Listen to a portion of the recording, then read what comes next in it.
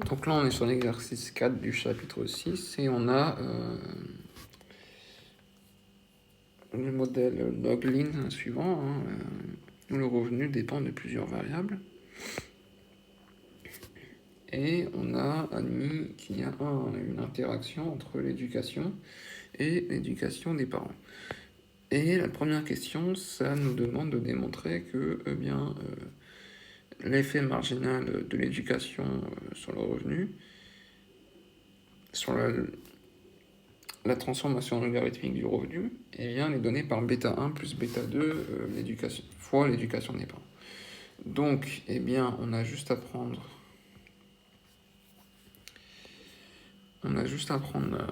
la dérivée partielle. Donc ici, on va noter sous forme de delta, étant donné que on admet que c'est discret, hein, le temps. Donc delta log wage, donc delta log revenu, divisé par, du coup, on avait dit l'éducation. Okay. Donc, si on le fait dans le cas discret ou dans le cas continu, ça va être exactement le même résultat.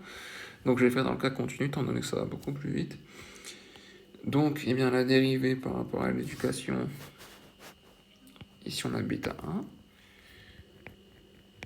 Okay. Et ici on a éducation, et si on prend la dérivée par rapport à éducation, on a bêta 2 et éducation des parents, par éduc.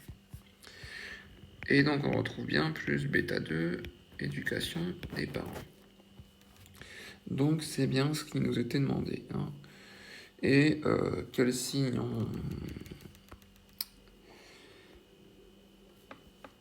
on estime que bêta 2 soit, c'est-à-dire si l'éducation des parents a un effet positif ou négatif sur l'effet marginal du revenu du log du revenu par rapport à l'éducation, on imagine quand même que l'éducation des parents aurait un rôle positif, donc on peut imaginer que bêta 2 est supérieur à 0. Ce qu'on voit dans le petit 2, hein, c'est que ici, exactement, bêta 2 est supérieur à 0. Et ce qu'on nous demande, dans bêta 2,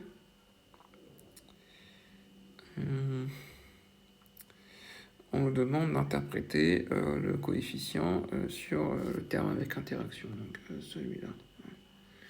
C'est-à-dire ici bêta 2. Donc, ce qu'on va faire, c'est que ici, on reprend ce qu'on avait fait tout à l'heure. Donc ça, c'est égal à bêta 1. Bêta 1 ici qui est égal à 0,047 plus bêta 2 par éducation. Ici, bêta 2 est égal à 0,00078 0,0078 éducation des parents. Ok.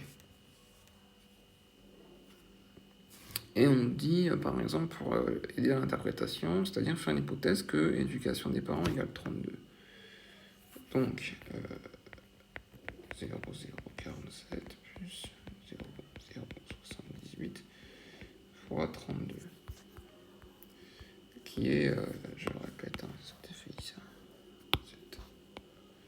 ce terme-là. Et donc, si on fait le calcul, on retrouve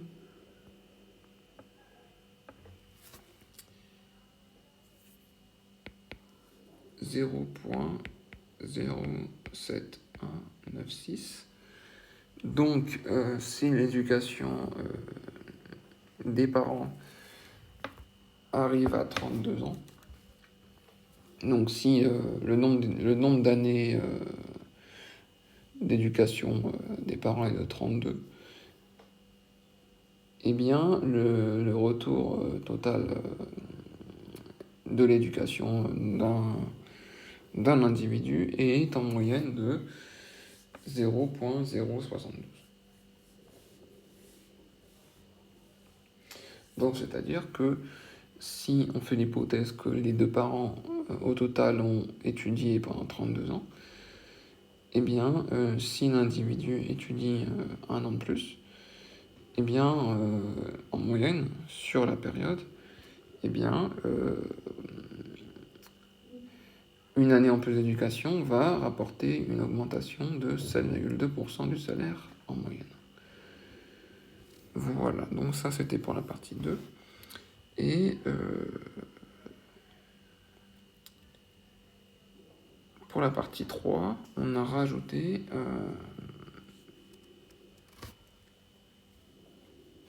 l'éducation des parents de manière indépendante. Ici, on voit qu'on a rajouté un terme par rapport au modèle précédent. Ici, on a bien rajouté ici. Ok. Donc on a R carré 0, 174, ok, N 722. Ok. Et on nous demande de si maintenant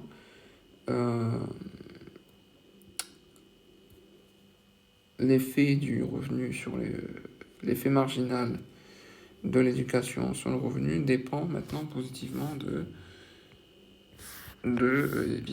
l'éducation des parents. Eh bien, ici, on a juste à reprendre encore une fois ce qu'on a calculé dans la partie 1. On va mettre ici. Sauf que cette fois-ci, ça va changer, bien évidemment, mais la logique est la même. Donc, la dérivée par rapport à l'éducation, ici, on a 0,097. Ok. Moins 0,0, moins 0,0016 par éduc. Et donc maintenant, on voit que eh bien, l'effet de l'éducation sur le revenu a maintenant un impact négatif.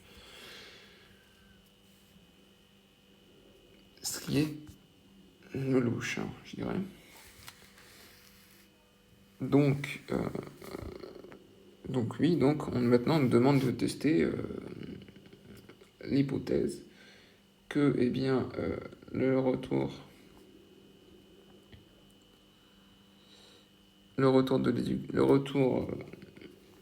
comment dire ça en français,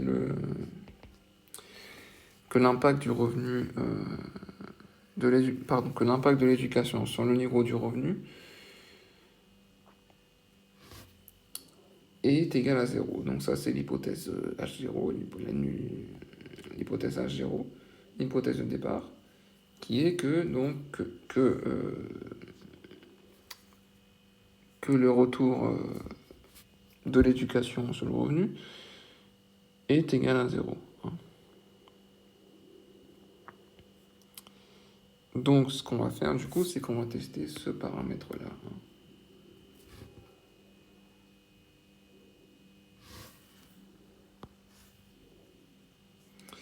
Étant donné que nous, on veut savoir si eh bien, le niveau du revenu dépend bien de l'éducation, mais si